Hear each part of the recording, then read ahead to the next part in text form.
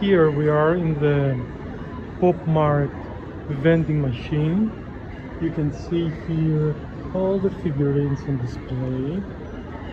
In the middle, it's a screen that displays all the figurines and series that are available. We can look at it later more in detail. Here is the way of paying, and here you can view the boxes. On the side, the POP MART logo. It's a lovely, beautiful yellow-black color vending machine.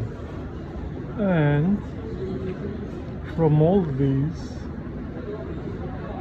I always wanted to get this one, but I haven't had the chance to get any of the blind boxes. So as you see, those little figurines, Bobo Show, have fruits slash animals as coats, as props. Okay, I think I'm gonna go for it. I need to switch off now because I need to pay 59 yuan. Yes, and I need to scan this QR code to pay with my phone. 296 seconds left.